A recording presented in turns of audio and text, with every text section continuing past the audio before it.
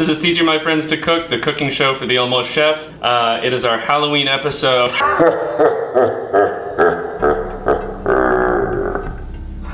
This is the show where I teach my friends to cook, or I would if I had any. It's mostly me just cooking. So it's the spooky time of the year, and we wanted to do something cool for Halloween. We're gonna make 3 dishes that all focus on pumpkin. So we're gonna do pumpkin red curry soup. We're gonna do Cornish game hen with pumpkin french fries, and then some pumpkin cookies to finish it off. Obviously you'll need pumpkin for this. I bought way too much pumpkin. You know, just go with like a small to medium pumpkin for, I'd say, 2 to 3 people. You know, honestly, most of the rest of the stuff that we're gonna use is stuff that I had in my pantry: flour, sugar, brown sugar, buttermilk. You might have to pick up coconut milk and curry, but that should be about it. So you're gonna use about 2 tablespoons of olive oil to get this red curry pumpkin soup started. So for this, you're gonna need a can of coconut milk, about 2 tablespoons of red curry paste, toasted pumpkin that I toasted last night. I'm not going to use all of this, I don't think. We'll see. I don't have a recipe for this. I'm kind of just doing this on the fly, but we will definitely post all the details when I'm done and make sure that it actually worked. This is a cup of chicken stock. The pumpkin though, so the pumpkin I basically just sliced into, you know, pieces about yay big, roasted at about 400 for, I think, yeah, about an hour. And that should get you just fine. I just put the oil in. We're gonna toast this. Well, first we're gonna wait for this burner to cool off. I don't know what is wrong with this thing. Must be haunted. So we're just gonna toast this curry powder really quick. I'm gonna take it off the heat so it doesn't burn. So once that smells a little toasty, then we can, there's coconut milk in here, hopefully. Thankfully that cooled down the pot. And so I'm just gonna break up the coconut fat, stir this around. You wanna just make sure there's no chunks of curry paste. You know, it doesn't have to be completely smooth because we're gonna puree this anyways. Next I'm gonna add chicken stock. And then I'm just gonna start tossing some chunks of this roasted pumpkin in there. We're just gonna bring this to a simmer. Again, I'm eyeballing this to see that there's about equal parts liquid and pumpkin. Yeah, we'll make it a little thick. But yeah, that should be good. Just let that cook for a little while, let it simmer. And you know what? I wanted to add some lemongrass to that too. Just gonna use some cheesecloth with some bulk lemongrass. And we're just gonna bring up the edges and tie it with some twine. Just make sure you remove it before you puree it. It's a ghost. Well, he's going in there, he's gonna simmer for, I don't know, a few minutes. Just to get everything nice and warm. So I'm gonna start heating up some oil for the pumpkin french fries. And I'm shooting for 350 degrees for these. We're gonna do, actually it's gonna be the same exact way that we fried the chicken last week. You can just toss them in some flour and fry them, but I want them to be nice and crunchy, so we're actually gonna batter them and fry them. And hopefully we time this right. So I prepped these, I prepped these Cornish game hens this morning. I went ahead and brined them last night. They're not the star of this episode, so I didn't want to spend too much time going over it. Basically, I put them in a big bag with, you know, I use fish oil, a little soy sauce, some water, and some sweet chili paste. Oh no, sweet chili sauce, sorry. And I just let those brine overnight. I also put in some baking powder in the brine, and that's gonna help them crisp up. So yeah, I just let them brine overnight and then cooked them this morning for an hour and a half at 300 degrees.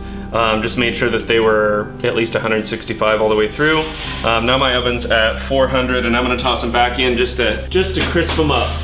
So we're making battered pumpkin fries. Okay, so I'm using maybe half a cup, or at least I'll start with that, because I don't think I'm actually gonna fry all these. That's a lot. Let's just do a cup of flour. A little more than enough to cover the bottom. So let's make the dry part of our batter. Again, I'm not gonna measure this out by hand. I'll just taste it as I go and make sure it's okay. So start with salt. Then I'm also going to add some garlic powder. That was at least 2 tablespoons, I'd imagine. And then about half that amount in onion powder, paprika, and black pepper.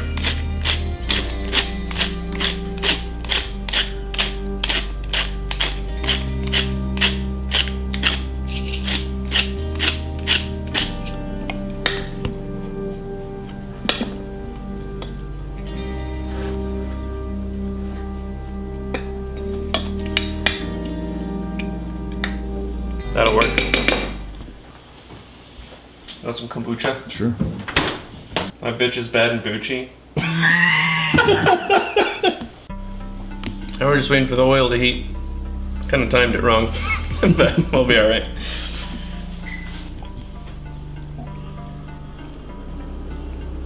$200 degrees, almost there, about 2/3 of the way there. So while we're waiting for this oil to heat up, it's almost there. The pumpkin curry soup is just about ready, so I'm gonna start loading that into the blender and pureeing it.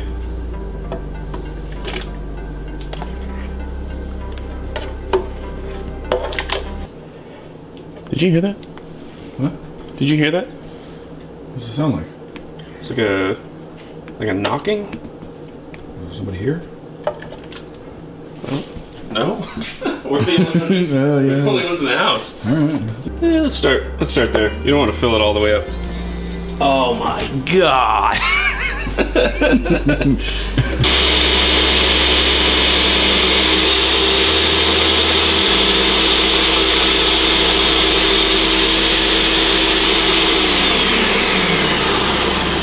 I'm calling it.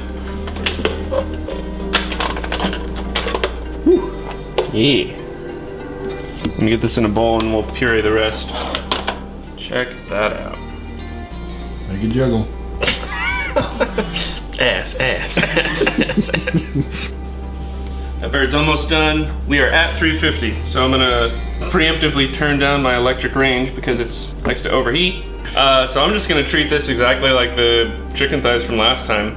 What I wanna do first is just test one, because I don't wanna overcook these. They are like varying thicknesses. Which is fine because texturally, you know, you'll get some that are maybe a little softer than others. But I'm gonna test, this is a pretty good size one. This is like right in the middle, I'd say. So we're just gonna put it flour, then in the buttermilk, and back in the flour. And then laying it away from me, and set it in the oil. And just set a timer for 3 minutes and see how that turns out. I think 3 minutes should be perfect. So the oil overheated again, because I still haven't read the manual to my electric range. But that was 3 minutes for this guy.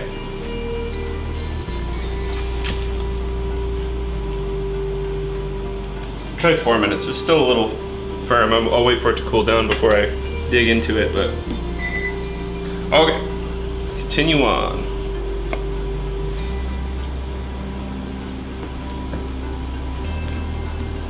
All right. Let's do 4 more.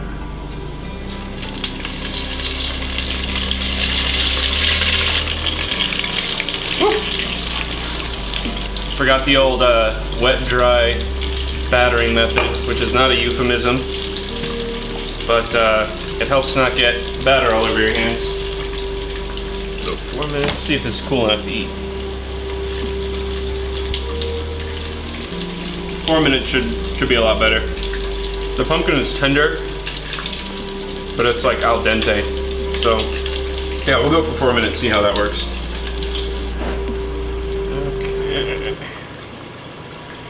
Did you hear that? It was the same sound. Yeah.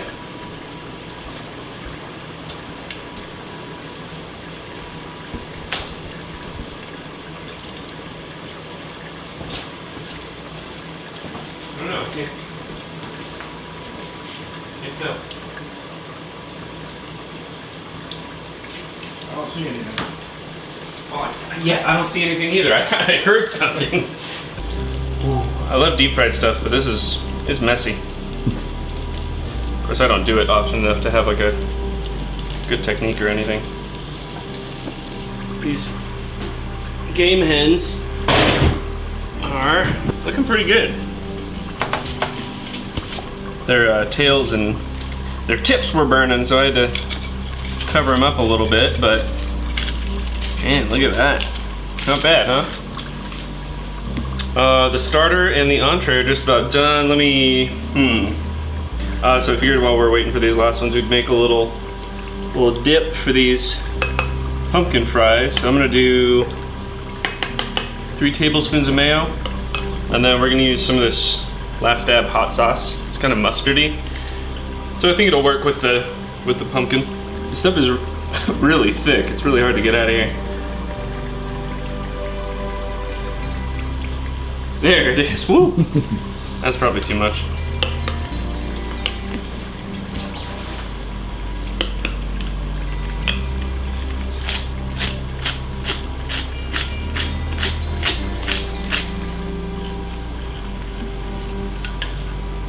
That's awesome.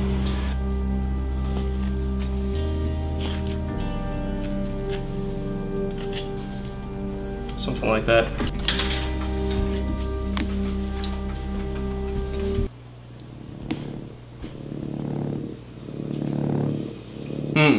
Sorry. All right, it's this sweet boy's favorite segment, dessert. We're making, I don't know, you know, it's Halloween, so maybe you thought we're gonna make pumpkin pie. No, pumpkin pie is over. We're making pumpkin cookies. So this is actually just a peanut butter cookie recipe that I found, because it's probably out there. I didn't even bother to look it up, but I basically took an old reliable peanut butter cookie recipe that I have and just replaced the peanut butter with pumpkin puree that I spiced.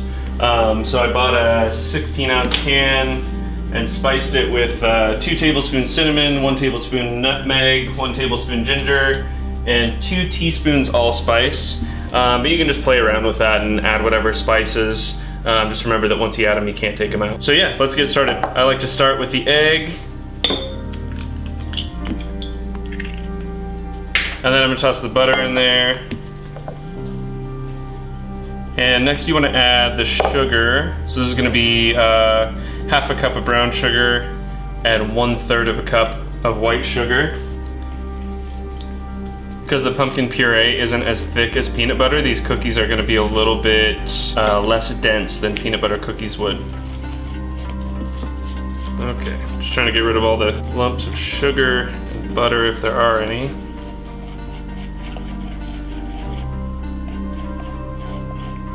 And I'm gonna add the pumpkin puree next.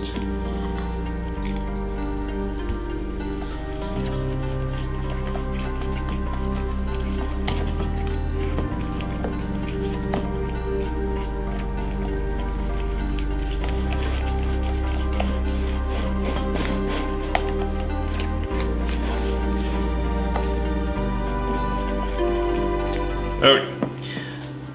Next, I'll go ahead and add the, this is half a teaspoon salt and a teaspoon of baking soda.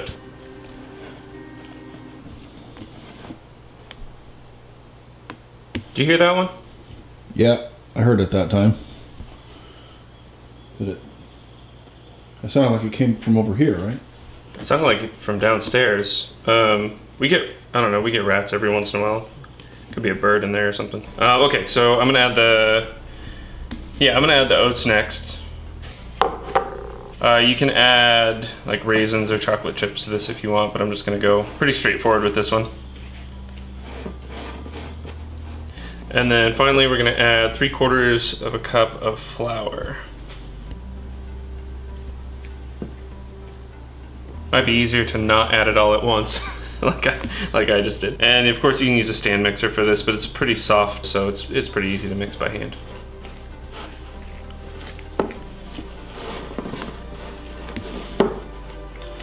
Okay, so we're pretty much there. I've got the oven preheated to 350, and they should only take about 15 minutes at most, depending on your elevation, I guess. I don't know. I don't bake that often, to be honest. So I'm just gonna use a tablespoon here. And I'm not going for perfectly round or anything. I'm just gonna dab them on there. Not like Fortnite dab, but you know what I mean. These don't spread out a lot, but I do want to give them some space. Right. And you can do smaller amounts and fit a dozen on there probably, but I'm trying to make bigger ones, so this should work. So yeah, I'm just gonna toss these in here. Forget to put my timer on and come back in what feels like 15 minutes.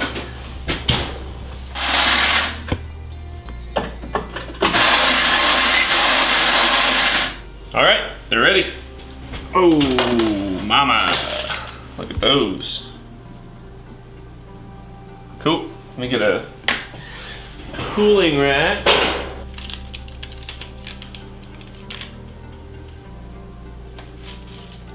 Yeah, these are pretty spongy but firm, so you don't have to worry about them falling apart or anything. And then I'm gonna go ahead and serve these with some coffee. I think that'll be a really good after meal dessert.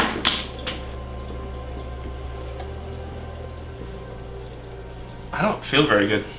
What's wrong? I don't know. It's like a side stitch almost. It's not like, I don't think it's what, I hope it's not what we cooked, but yeah, something doesn't feel right. Anyways, coffee's almost done, so we'll go ahead and plate these up as soon as that's finished.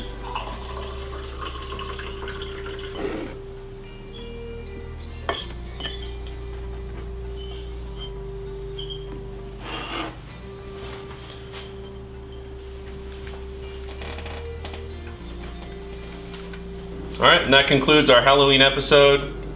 Just like the seasons change, we gotta go.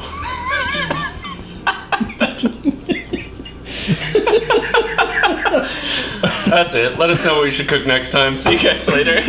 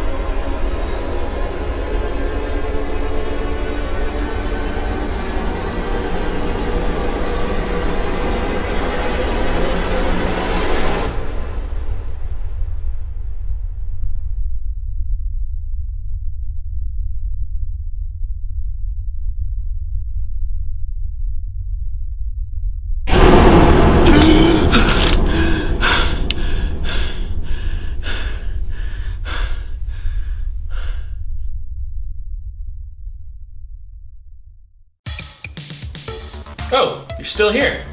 If you like our videos, press the like button. If you like our videos, I'm sorry, but this show is in a committed relationship. If you're feeling committed, you can go ahead and press the subscribe button. If you have an idea of what we should cook next, go ahead and leave us a comment down below. If that's all, I've got some light reading to do.